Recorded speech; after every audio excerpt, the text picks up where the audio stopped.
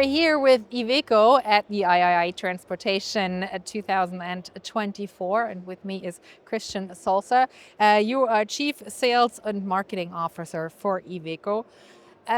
Now, after, let's call it a roller coaster ride with Nikola, it's finally here, the Iveco S-eWay.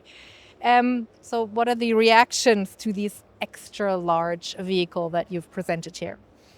You said roller coaster, but we learned a lot from the cooperation with Nikola, and now we delivered. We're presenting our first rigid vehicle, Iveco vehicle, electric vehicle, and we started it this morning with the press conference, and really we had really great feedbacks. It's a really variable vehicle, and we are looking forward for the next days how the reactions from our customers are. So you said you learned a lot. What did you learn?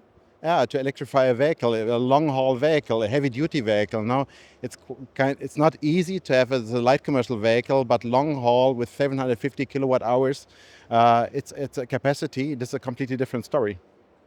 Okay, you just mentioned it. It's a long range or long haul vehicle, 500 kilometers range. The first units you've already delivered. What customer groups are you targeting with your vehicle?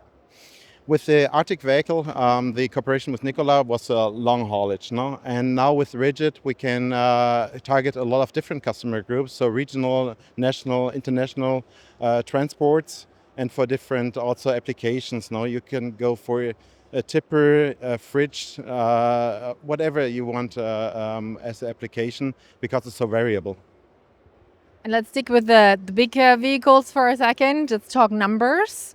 How many units are you looking to deliver this in next year?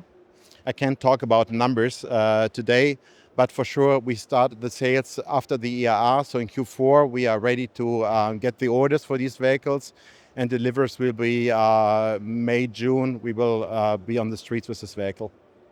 So the S-eWay is obviously not the only electric vehicle that you are presenting here at the IAA. What is next in terms of electrifying your portfolio? Yeah, maybe we speak also about the lighter vehicles, where we have a lot of vehicles also in different segments that we electrified. But for sure, we will have also an updated Arctic vehicle that is based on the rigid vehicle that we are presenting here. This will be the next step. Also going back also to the Arctic application. You know, we have a lot of issues with the infrastructures on the highways, so that's a bit why we delayed a bit the Arctics and going more for the rigid application. Okay, well, let's talk about the vehicle right here behind us. It's a cooperation with Hyundai where you're also catering to the upper segment of the up to 3.5 ton class. What is the customer group that you're targeting with this vehicle? This is a delivery vehicle. No, it's not a van, it's a chassis cab, and it's a 3.5 tons, so it has a really high payload. And for parcel deliveries, for supermarkets, for home deliveries of food and drinks. So also a large target group here, but mainly for inner city logistics.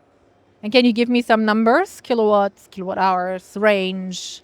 Yeah, we have a range up to 300 kilometers. We have kilowatt hours of 76 kilowatt hours, so it's also class leading capacities here. It has a 800 voltage the volt technology. You can charge this vehicle from 20 to 80% state of charge in less than 10 minutes. So it's like fueling a diesel vehicle. And so it was just sitting here right next to us, but we took it away so we have a bit more room to talk. There was an AC charger sitting here, so obviously you can charge this vehicle AC and DC. And what are the numbers for that? Yeah, DC is up to 350 kilowatt and AC it's 11 kilowatt. So we are looking for the fast charging, mainly on the DC charging.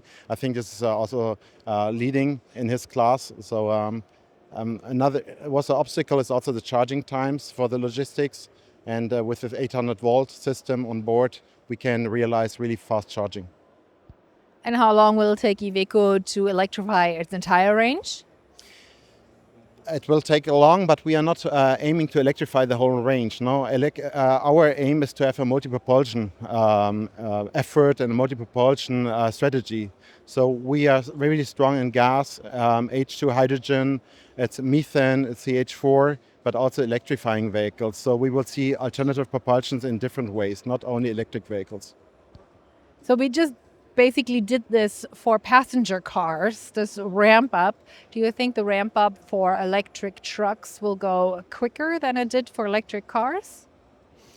It may be quicker for the smaller segments because there's a lot of demand here, and also a lot of large companies, they are looking at their CO2 footprints. So decarbonization is a big asset for these companies.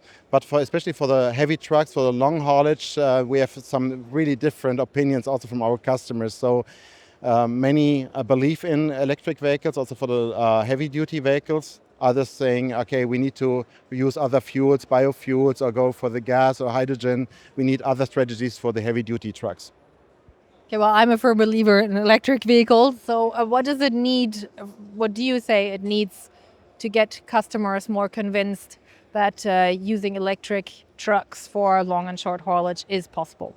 I think the infrastructure now, but and also the feedback from customers. Now I think a customer can be a magnet for the next customer. So we now need to get kilometers on the streets and get customer feedbacks. And I think in 2 years at the IAA 26, we will see a lot of improved vehicles and better infrastructure. And the customers can already tell stories what went well and what was a problem maybe, and they can enlarge step by step their fleets.